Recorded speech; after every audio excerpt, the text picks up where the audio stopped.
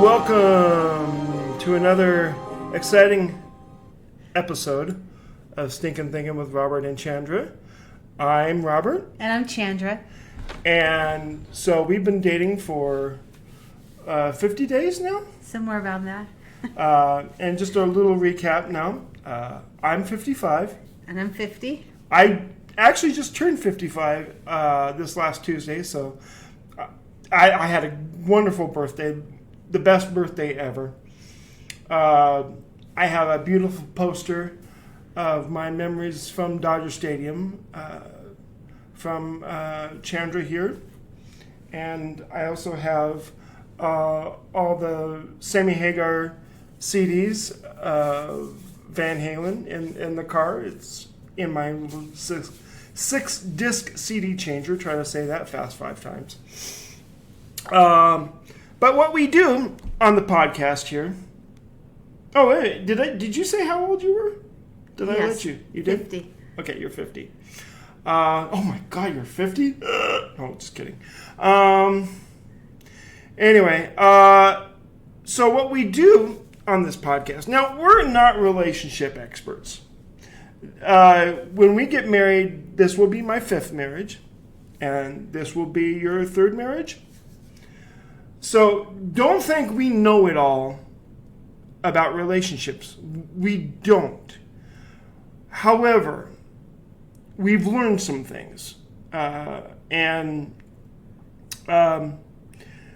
we try to give people out there some advice based on what we've learned from our experiences from our relationship on a weekly basis, because we have dealt with some adversities, haven't we? Yes. So the premise of our channel is just about what we've experienced each week, because we do this each Sunday, and how we dealt with it, because it's getting close. We're going to get married on the 20th of November, and that's like less than a month away, and so we've got the stipulation paper back from his last wife. Yep. All that she wanted was a name change, so we signed that off into the decree to fix that for her. Yep. And just send in the divorce certificate and the stipulation, and it's a done deal as soon as the judge processes it. Yep. And that was one of the highlights of our Saturday, was getting that paperwork. That's something that you really look forward to. And then I had the T-shirts. The T-shirts, yes, which we have in the other room there. We had engagement T-shirts, or I designed engagement T-shirts, and they finally came this Friday.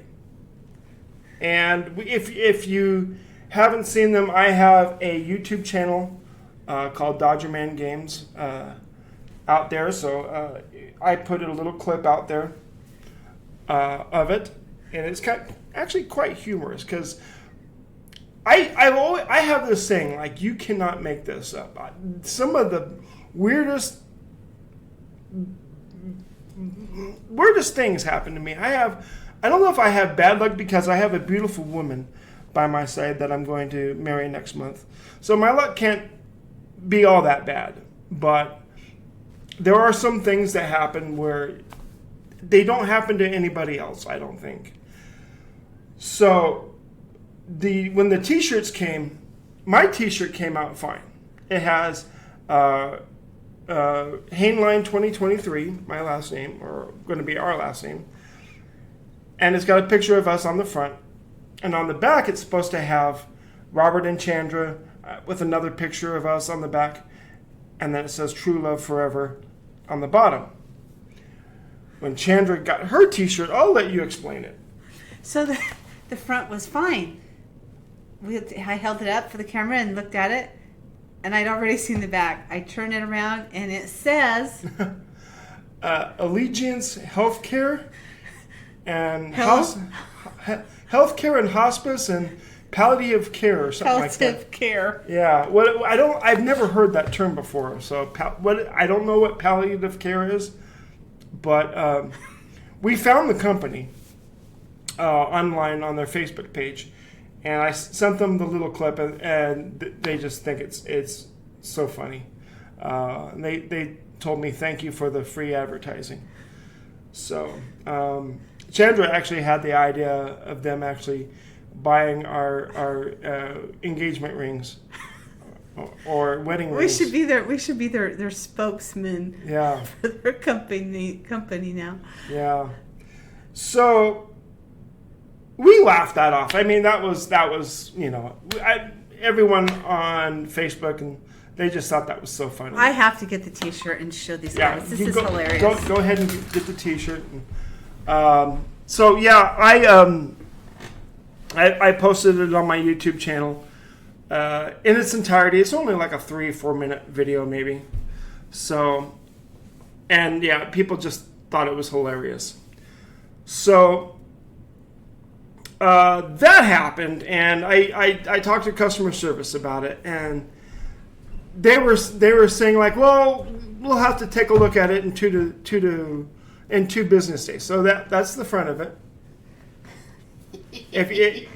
And then it says Allegiance Healthcare, Home Health, Hospice, and Palliative Care, whatever that is. So this is why it's always good to watch our videos instead of listen to them. Yeah. So, but what we had after that we had a pretty good Friday night, I would say, wouldn't you? What did we do? I can't talk right now. We watched a movie, didn't we? Yeah, we watched The Serpent and the Rainbow. Oh, yes. Yeah. Yes. And then we went to bed, and I think we just hung out here at the house. And just hung out here at the house. Fun stuff. And Saturday we woke up. We had a really good start to the Saturday. I can't remember what we did Saturday morning, but you woke up early and we walked the canyon. That's right, we walked the canyon.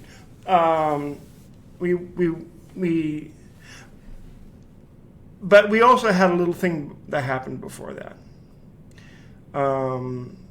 No, that's right. We got the letter. Yeah, in the mail. That's right. We got the letter in the mail. Then we walked the canyon, and then we got back, and we were really tired. I mean, we could have walked a little bit more. In fact, I kind of felt like I was a wuss. Can I say that term, wuss, for not walking more? But it was a good walk.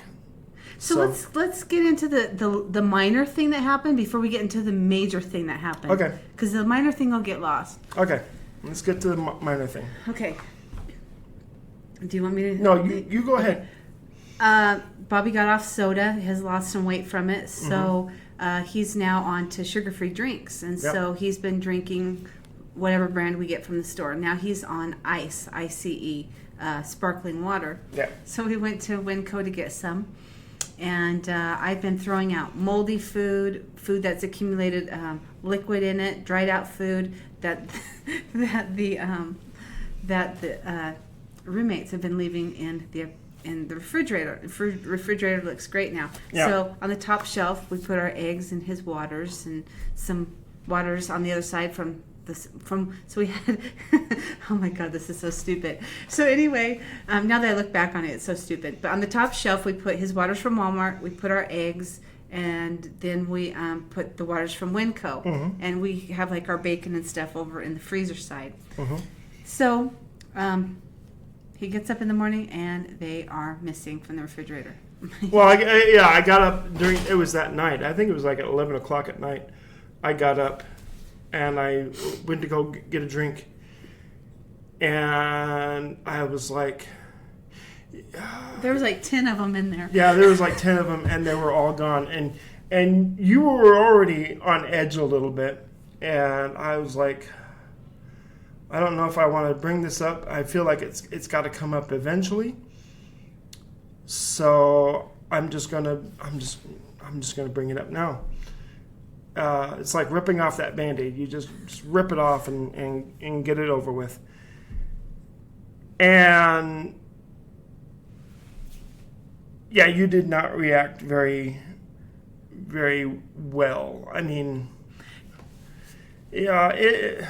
Tell him what happened to him. Well, we have an idea that one of the roommates took him and either took all of them except for one in their room and left the one in the little cabinet where we found linen, they had been stashed. Yeah, linen hidden. closet, hidden, stashed, whatever. And because I've texted all of the roommates, and I asked the one roommate's girlfriend, the one that we gave the 30-day notice to, from our last week's episode, and she says she doesn't know what happened to him. But I don't know if I really believe that because they might be a little vindictive. And this isn't the first time stuff like this has happened. No, it's not. But they haven't been talking to us for like 2 weeks walking through the house, so we know they took them. We can't pet their dogs. They won't let their dogs near us. So anyway, yeah. Okay, let's go back to the first thing now. Okay. Okay, so last week, Bobby's youngest daughter from his second marriage friended me on Facebook, and he was suspicious of it because he thought it was so that she could troll him. And nothing happened for a week. And then we put something up on Facebook. Oh, I put up a post about how I was proud of Bobby because I was outside pulling weeds and raking up dog shit from the neighbors who don't do it, and picking up garbage, raking up dog shit, pulling weeds. Oh, when you said neighbors, it's the roommates. Roommates, not neighbors. Yeah. And so I said I was like so proud of Bobby because I looked up and here he comes with the weed whacker when he saw me out there pulling weeds, you know, and I was just like, real proud over that, you know. Just came out there and started whacking weeds, right? I didn't have to ask him or anything. And so she puts a comment on there that says, my husband does so-and-so for me. And so I said, oh, that's real nice. You got a good dad, and your husband sounds like he's awesome, and you got a real cute baby, brand new, like, baby within a year. And then a couple hours later, I get a secret message on Facebook throwing Bobby under the bus. Yeah. And she starts telling her about all of my past relationships, my past all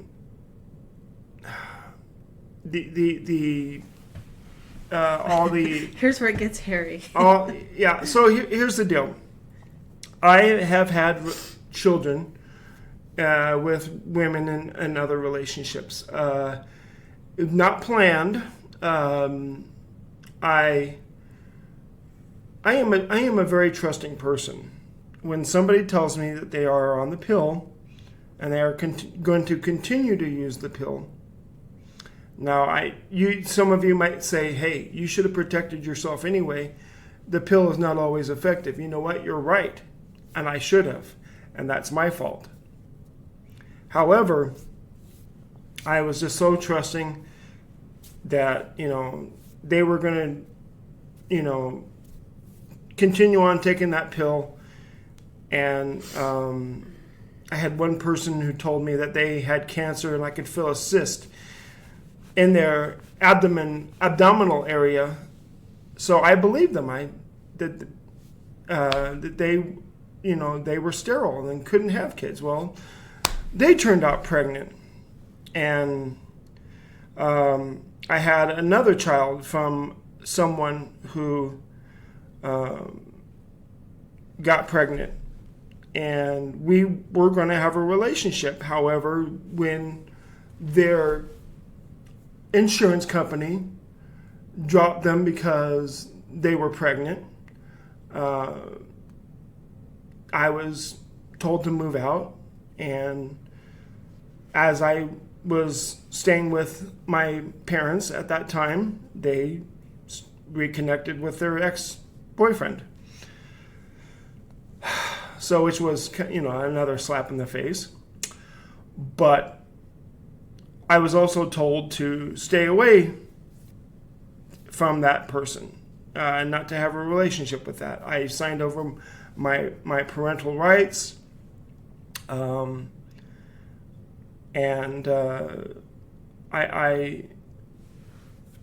I was very sad about doing that, because knowing that I would not have any contact or anything to do with the child anymore. I always wanted a son, and at that time he was my only son.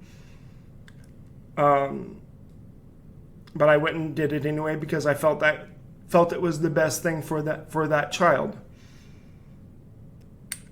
And I was told not to have any contact with that child afterward. However, that didn't stop the rest of my family from having contact with that child. And I felt very hurt by that. I felt that was another huge slap in the face, because they're having contact with this child, but I'm not. And I even talked to my brother about it when I was at the Dodger game. And yeah, that's something that just kills me, that I cannot have any contact or have anything to do with this child, but yet the rest of my family can. That doesn't seem right. So, and I've had another child with another person who said that they were on the pill and didn't turn out to be that way. So all this stuff got brought up, and this wasn't said, but this is significant to know that this is Bobby's 55. This isn't like this is something that's happened in the last 10 or 15 years. This was way early. Yeah, this all happened. I think the first time was when me and my second wife separated, and she moved in with her ex-husband and was having another relationship with him, I guess. And so I was depressed and hurt, and I stupidly and regrettably started a relationship with a woman in California. And I also stupidly and regrettably drove to California to meet this person and brought them back to Idaho. And my mom was very upset by that, and rightfully so. I was not in the right frame of mind when I did that. I was, like I said, I was very, very hurt and very depressed, and I don't know if I wanted revenge or if I just wanted somebody to be with, because I was lonely and hurt. But I found this person who I thought I could have a relationship with, and then once I moved to California and got an apartment for us and maintained a job for us, she then flipped the psycho switch, and then every time I was late, five or 10 minutes late coming home from work, she would lock me out of the house and accuse me of having an affair, which I wasn't. I was doing, I don't know if any of you are familiar with the paperwork involved with doing activities of daily living when you're a certified nursing assistant. Sometimes you don't get the job done on time, and you have to chart everything on each resident that you take care of. And so that's what I was doing. I did last rounds, I would do my charting, and I would get home 5-10 minutes late from work. And then, yes, the door would be locked. And then one time, yes, I had my dinner thrown at me one day. I can't remember. I think it was more like a hamburger or something. Some I don't remember what it was, but it got thrown at me. And that was the moment I decided that I needed out of that relationship and needed to come back to Idaho. And then I learned that my second wife got kicked out of the house from her ex-husband because of the way she was treating her kids, or his kids. And so I decided to move back and try and salvage that relationship. It didn't work because even after I got a house for us right behind my parents' house, and once again got another job to keep that relationship going, she still moved out on me.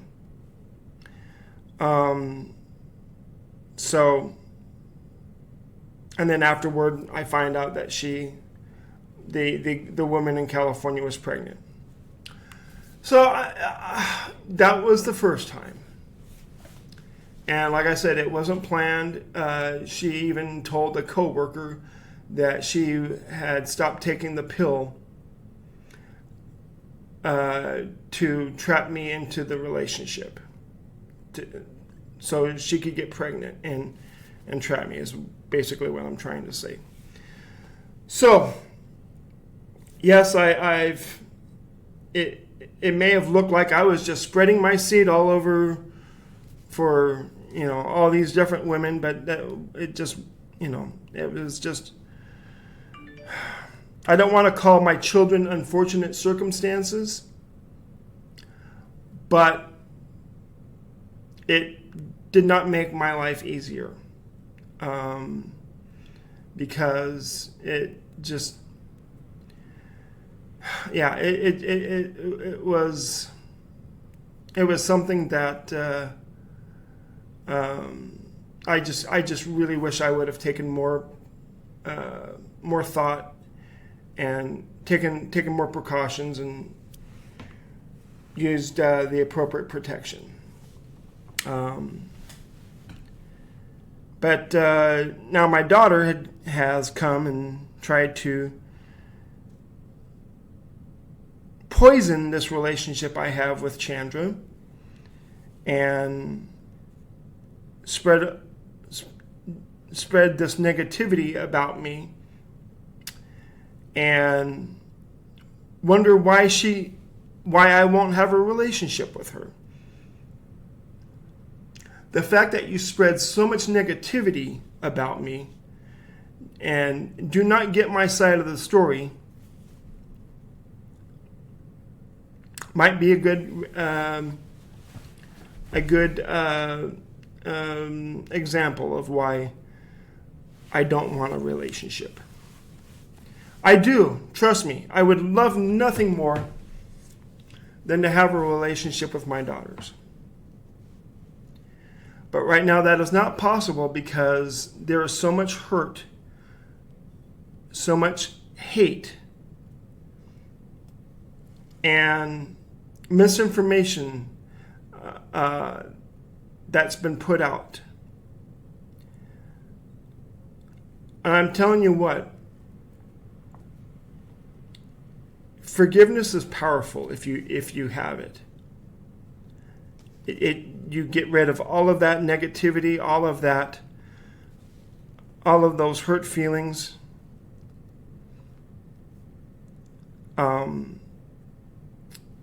So yeah, I don't know. I feel like I'm just blabbering on.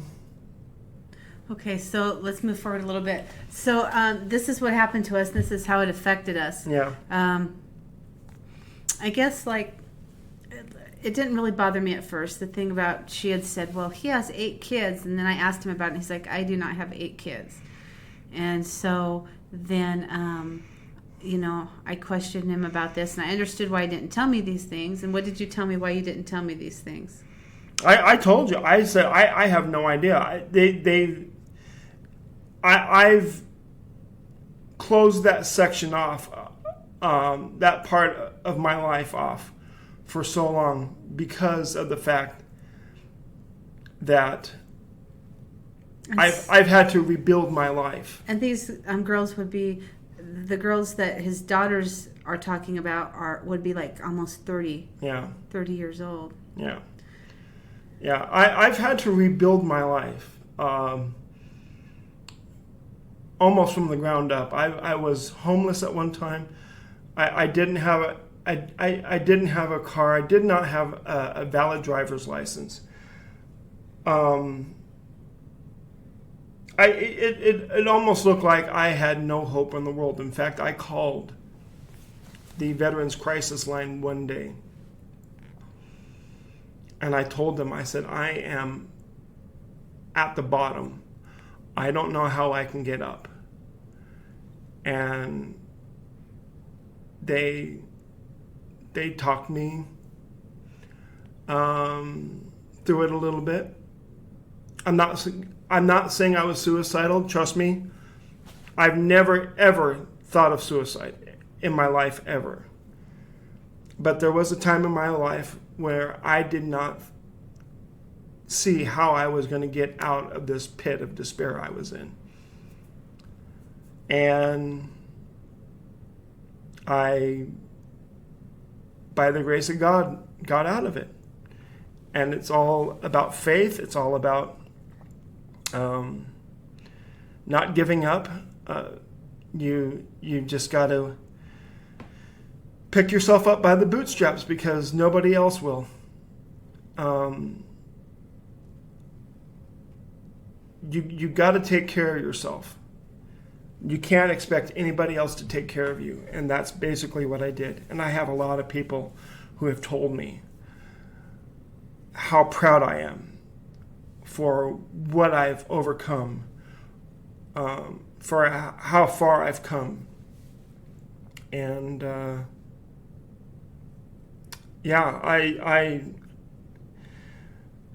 if you were to tell me I was where I am, 20 years ago, 15 years ago, I wouldn't have believed you. But here I am. I have a beautiful woman by my side who I'm going to marry next month, who's been so great to me and who has loved me unconditionally, who has she takes the best care of me. I mean, and she does it all without expecting anything in return. You get up, Saturday morning, you were up before me, and you had already done the laundry. You had started cleaning the house, and you were like the Marines. You'd done more before 6 o'clock than anyone else. So, you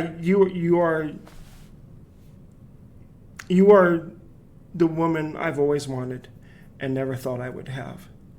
And I am so thankful that you're in my life, Chandra. And I honestly and truly mean that from the bottom of my heart. So,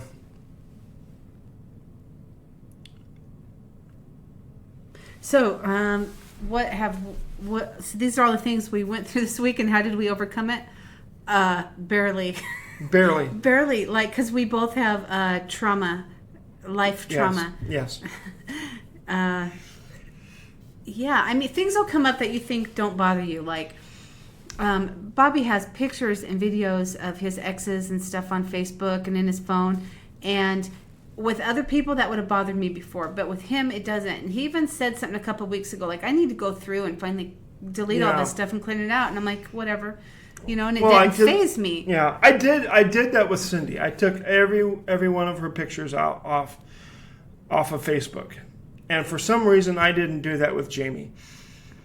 And Cindy was the third wife that was the stepmother to the two daughters from the second marriage. 12 years of living hell. Well, not for the most part, but, for the last 5-6 years, it was living hell. And Jamie was the last wife. Jamie was the last wife, yes.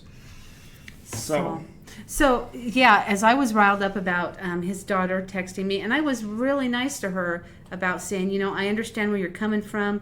I've got my own problems going on with my own daughter that I got to atone for when she wants to talk again. I know how you feel. So, if you need to talk some more and get things out, that's fine. And I understand, kids are born innocent. When kids are born, they're innocent. And everything that happens to us it's our responsibility. And a lot of people have said to me as adults, when I've talked to them about my trauma over this and my guilt, they're like, well, your daughter's an adult now.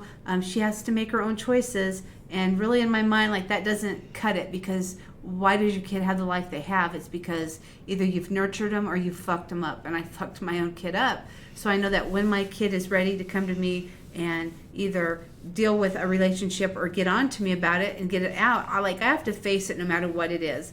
If I wasn't going to face it, I'd just block her off now and hide in my guilt and all this stuff and not take responsibility for it. But she'll never get what she needs if I avoid it and don't take care of it, even if it is awful for me. It has to be done, right? And so I have to atone for that. And so that's where there was some friction there with me and him, and I kind of explained that to his daughter, I understand where you're coming from. But in that same thing, I can't have her on my friends list anymore and have her just saying things, because those are the things that build up, and there is some manipulation to that. Mm-hmm. So then there's that, and then there's the thing with the roommates, and then and it had nothing to do with the pictures on Facebook, but just because all these things had built up, and I've been cutting sugar, so I'm 3 days in, and so I'm hangry and nasty, and and I really wasn't until the third day, and then I'm okay, you need to take that stuff off of Facebook, just because I had stewed over everything else that I had no control over. And this whole control thing comes into this later, because we were talking about it at church today. But and it just built. And so Bobby is sitting on the couch. Now here comes the thing, when you have your trauma and it happens to you, and are you going to stay in that, or are you going to do something about it? Because Bobby's sitting on the couch and he's deleting stuff. I know he is, because that's what he had been doing. Mm-hmm. And so I go through there, and he's like, hey, you want to see a picture of me and my first wife on our wedding day? And I can kind of see it on the phone over there. And it flipped me so fast, because this is how I am temperamental. The cup of coffee that I had in my hand, I just reached over and threw it right in his face on the couch. Mm-hmm. And walked off. And he just sat there for a minute, and he didn't say anything about it. Yeah, and so this will be the only time we talk about it. This will be the last time. After this, we won't bring it up anymore. It's been forgiven. And I had no ill intentions. I just wanted her to see a picture of what I looked like when I was younger, in a tuxedo and stuff. I thought I looked pretty, Rico Suave, and yeah. So not obviously not the right thing to do. Even though, I had, no idea it would set her off. And if I knew that, I wouldn't have even brought it up. I would have just deleted the picture. I did delete the picture. But we talked about it.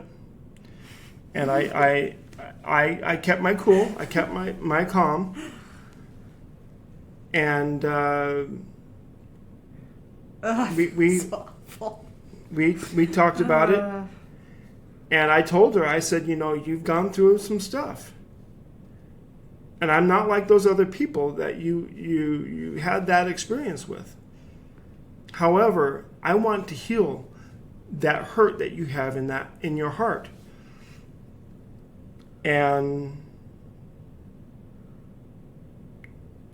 I think Chandra was still, going why? Why do you want to do this? Why do you want to heal it? And because she's worth that.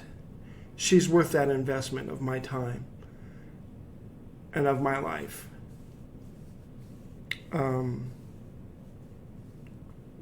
When you love somebody and you've seen the good in them,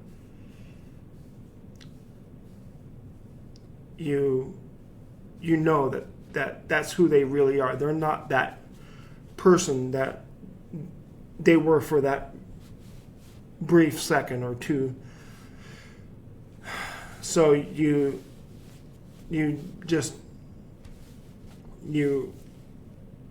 try it and I wouldn't say fix the issue. You can't really fix the issue. But you try and work things out. And we worked some things out, but I kept thinking that, let's just go to church and let's see what the service is about today, because I just had a feeling that we were going to have another revelation at church today. And what happened at church today? Here's the notes. Now, for those of you that aren't watching, it says Breaking Free Part 1, Freedom from Fear. Let's skip all those passages. Yeah. And look at this part down here. It says the 2 fruits of fear. Now, if you look online, where you fill in the blanks, the first one is anger. Yeah. Okay. So just they won't know where to go, honey. they won't know how to see to fill in the blanks. But it doesn't matter if they read this or not. No. Because the true fruits of fear, the first one is anger, and the second one was insecurity. Insecurities.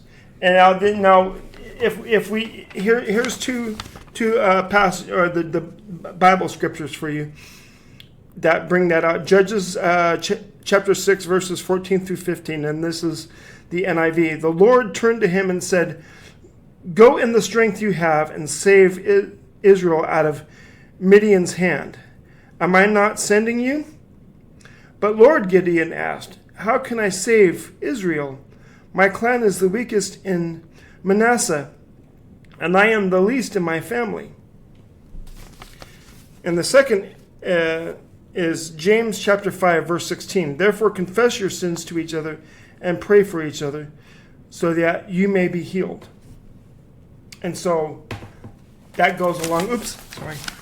That goes. Your crisis. Yeah, that goes along with what I said about healing her. I wanted to heal her. And communicating about your past traumas. Yes, I should have communicated about my past traumas, but I just kind of... Okay, and so this is just another passage. Okay, so like in our last video, we said that, we're having problems with the tenants, and they've been given the 30-day notice because they won't keep the house cleaned up. Yeah. And we've had to, take all the dishes and put them in the basement and hide them and use paper plates because they'll dirty things and they won't wash them, so everything's dirty. Yeah. So we're like, no, you can dirty one thing and wash it again before you use it again. And so since we have to put all of our stuff in our bedroom, and live I don't know, we're in the homeless motel. So that's what it feels like. So here's a quote. "Because the power of Midian was so oppressive," okay, Midian is like the tenants, "the Israelites prepared shelters," like we're sheltering in our bedroom, "for themselves in mountain clefts, caves, and strongholds." That's exactly what it feels like. Our bedroom is our stronghold. And that's where we're going to do a lot of our praying and therapy and physical therapy, and our Bible studying. So yeah, it's going to be nice. I'm looking forward to that. So. And there's just so many small references in here. We were talking about forgetting about the past, and so I'm 50, he's 55. We could potentially have 40, 45 years together if we're healthy and we stay together. Yeah. And right here, listen to this passage. Let's see. "The Midian was subdued before the Israelites and did not raise its head again. During Gideon's lifetime, the land had peace 40 years.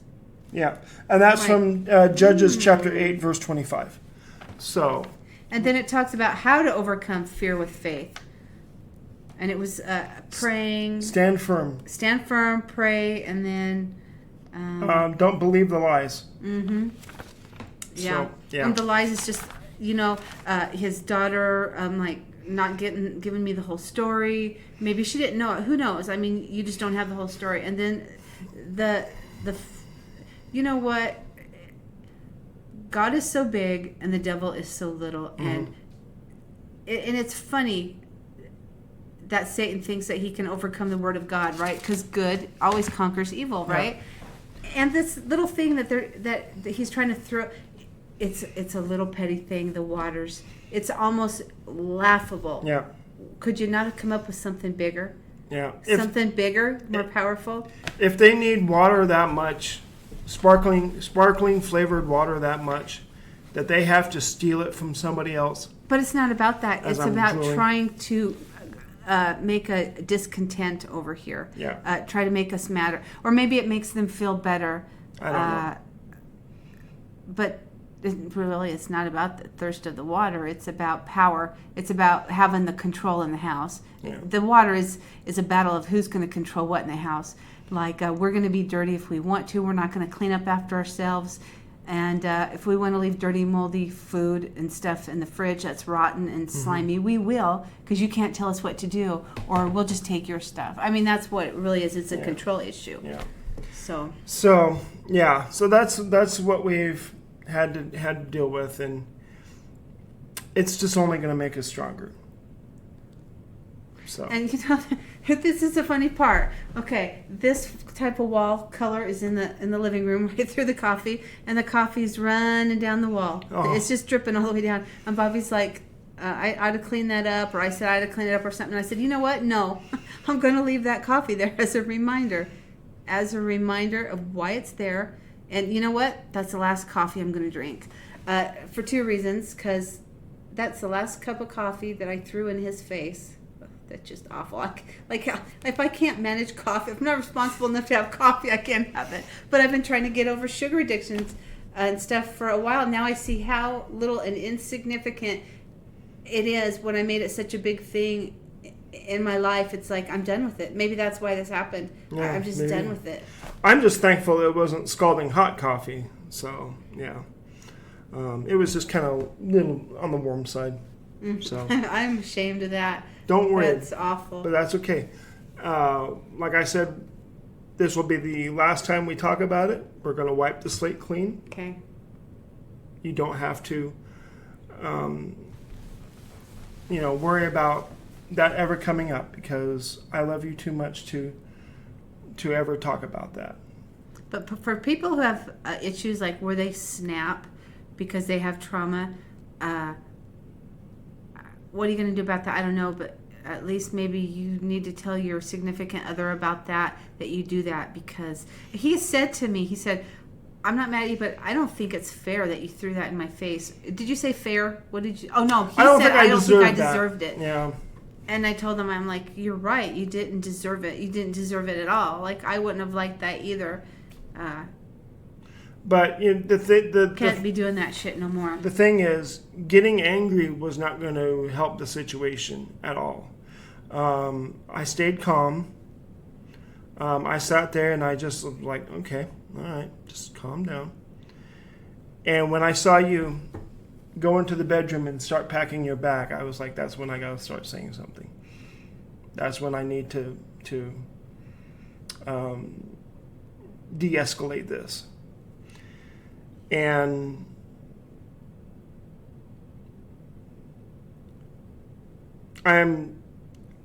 we talked about it. We got it worked out. These are little things that are going to pass within a couple of weeks. And it's not even that. It's just because I have fight or flight, and that's how I've always responded to things. That's the easy way to cope with things. But that can't happen anymore. Just like talking about having to deal with what's going on with my daughter. That's going to come, and I need to be prepared for that, because that's the most important thing. Because other than Bobby, who would I love more in the world other than my child?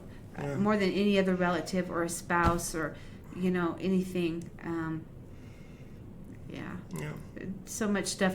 You know, this stuff is not easy when you're older and you're redoing it. There are challenges. And if somebody, like, this is what his daughter said to me, and I understand why she said it, but she said, you guys are giving relationship advice, and maybe he's a great partner, but for the last 10 years, I have suffered. And then the things she said, you know, that she wanted and stuff. People don't understand that have been traumatized. They're jealous in a way if someone has a relationship with someone else. They don't understand those are two different types of relationships. So, like, I understand that, you know? Yeah. Well, you know, for someone to constantly troll me and then say, oh, I just wanted a relationship with you, that's not a way to establish a relationship. You don't troll somebody and expect to have a relationship with that person.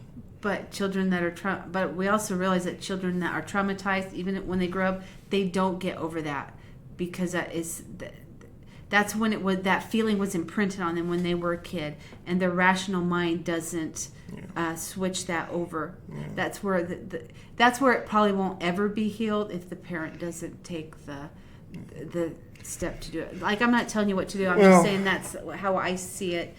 Probably playing out. You know, it might not be fixable if yeah. Well, and I told you this last night, that my daughter has a baby, and I've gone so long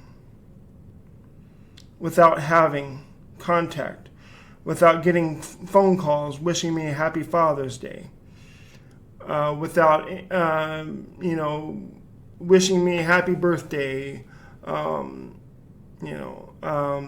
This year was the first time in years, in like 10 years or more, that she wished me a I can't even say it, a happy birthday. Father's Day is not the most fun time for me. It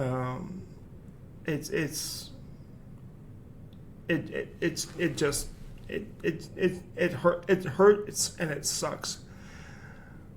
But I still go on with it. I still, you know, I just go like, well, maybe someday they'll come around and realize I wasn't the asshole or jerk that they thought I was, or somebody said I was. I think one of the worst things a co-parent can do is talk negatively about the other parent.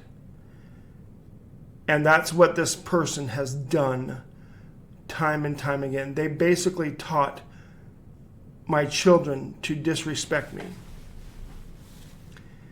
And this was all a product of it. Where they were told that you don't have to listen to him. You know, you don't have to do what he says.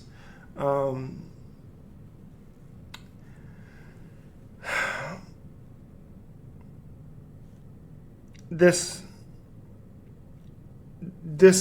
is all a product from that ideology, from that parenting style. And I'm still gonna. I'm gonna. I don't know. There's a little bit of me that still holds out hope that there can be reconciliation. But I lived my life and enough of my life without my children that if I continue to live my life without my children, if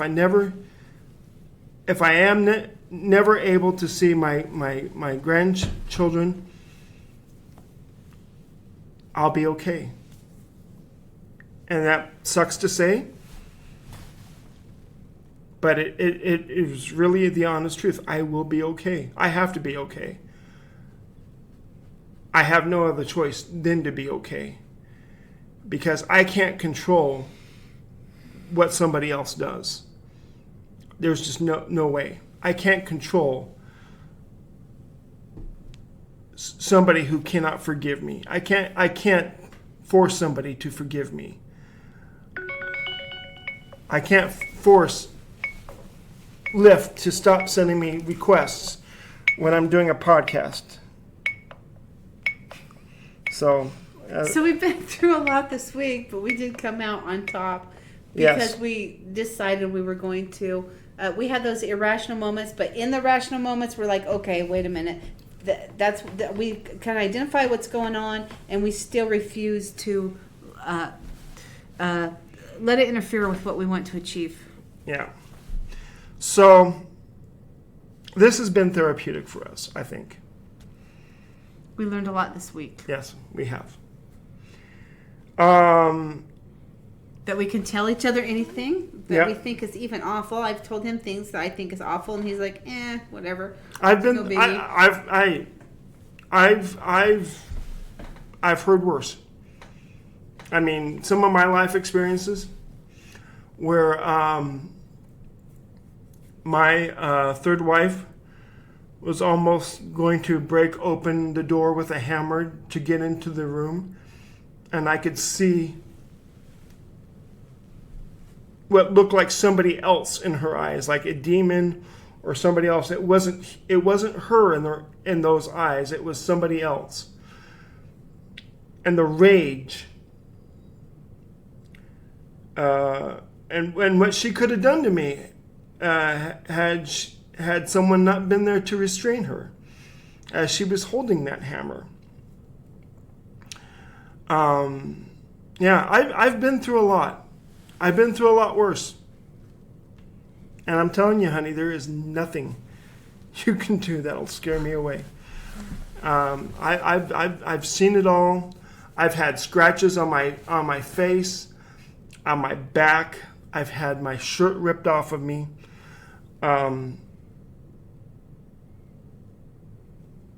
I've been abused verbally, mentally, physically. There's nothing you can do that will scare me away. I can accept your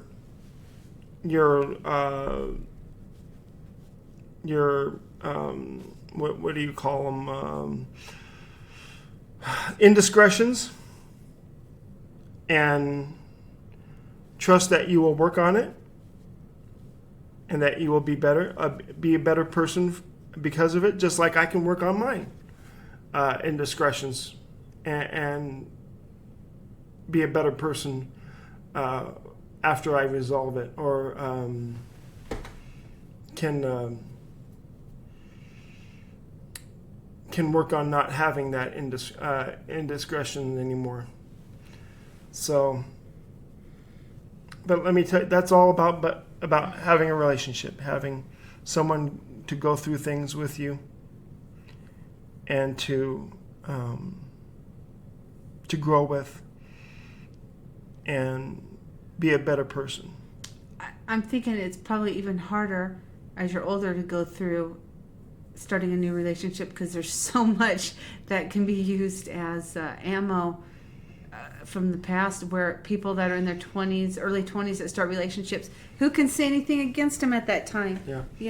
So I guess it is probably a harder, more challenging thing. Yeah. Well, is there anything else we need to discuss? No, but maybe by the next time you guys hear from us, we will have already filed the divorce decree and applied for the certificate, and yes. We might be a week away. We're probably 3 weeks away from the judge signing that, unless he gets in a hurry. Yeah. So we'll keep you posted on that, and we'll also talk about how next week went. I think we're pretty remarkable, and I'm so proud that we need to kill the fly in here. I'm so proud that we've got through the last few days, and we've become a stronger, better couple because of it. Yes, and we're still, every night, we've still been able to say 3 things that we're grateful for, and if we forget it, we do it the next morning. And He said it last night, and I had to tell him, I am struggling at this point. I can't do this. And he said, okay. And then we talked about it later. Yeah. And so today I am grateful the sermon at church. I am glad for this awakening that I've had.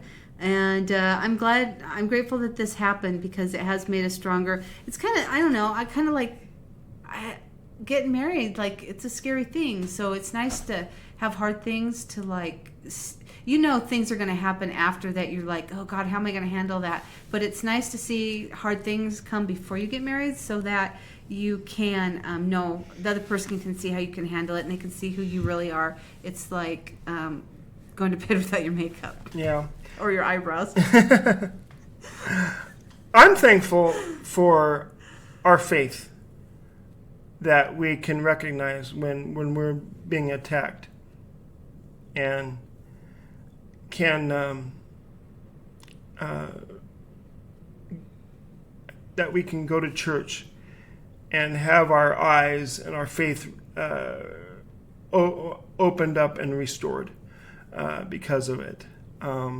We have such an amazing church, and it just seems like every sermon just speaks to us, and it just coincides with what we're going through, and it's just so awesome to come out of church and to be renewed and restored and have all of our fears and questions or our fears resolved and our questions answered. So yeah, it's such an awesome thing. Another thing I'm thankful for is I'm thankful for the opportunity to do this podcast with you and to talk about these things. Mm-hmm. And that hopefully somebody out there is dealing with the same thing too, and that they can use this to as a way to if you can be humble and eat your pride, you can accomplish a lot. Yep. Third thing I'm thankful for, I'm thankful for the weather we've been having. We've been having really great weather. It was a little chilly today, but we had a great day, great weather yesterday on our hike, and we had a great time. It's always good to hold hands with a beautiful woman like you and to enjoy nature. And we went to the hot tubs last night before everything. After the message, we went to the hot tubs just to relax, and the pop thing, the water thing happened afterwards. So yeah. It's been a ride, but it's because we want to work through it. Yeah. And just don't forget, the title of the podcast is Stinkin, Thinkin, and that comes from if you have stinking thinking, your dreams are sinking. Yeah. So here's what I hope doesn't happen. I hope that all the comments that people make on here are positive. If there's any negative comments on here, that just kind of goes with what we've been saying. If you don't have stinking, if you have stinking thinking, then your dreams are sinking. So if you have negative comments on here, your life probably hasn't gone the way you thought it would, and you'd have other things better to do than to watch a relationship video. And post negative comments. So you're not any better. You're the same. You're human too. That's right. But we love you anyway. That's right.